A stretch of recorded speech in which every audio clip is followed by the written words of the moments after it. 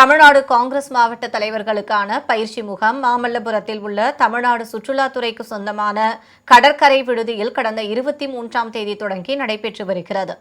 பயிற்சி முகாமின் நிறைவு நாளான இன்று அதில் பங்கேற்பதற்காக மக்களவை எதிர்க்கட்சித் தலைவர் ராகுல் காந்தி டெல்லியில் இருந்து விமானம் மூலம் சென்னை விமான நிலையம் வந்தார்.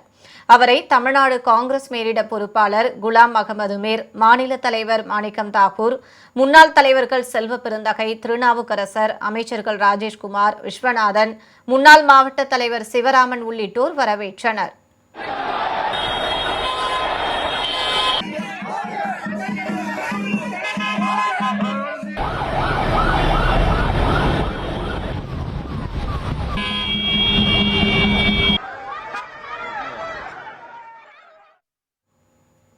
விமான நிலையத்தில் இருந்து கார் மூலம் மாமல்லபுரத்திற்கு பயணித்த ராகுல் காந்திக்கு தாம்பரம் உள்ளிட்ட பகுதிகளில் காங்கிரஸ் தொண்டர்கள் மற்றும் நிர்வாகிகள் காத்திருந்து உற்சாக வரவேற்பு அளித்தனர்.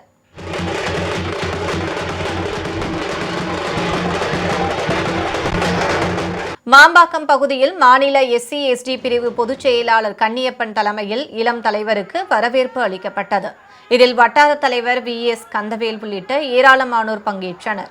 மாமல்லபுரத்திற்கு வருகை தந்த ராகுல் காந்தி நீட் தேர்வால் பாதிக்கப்பட்டு உயிரிழந்த மாணவர்களின் பெற்றோரை சந்தித்து அவர்களுக்கு ஆறுதல் கூறினார்.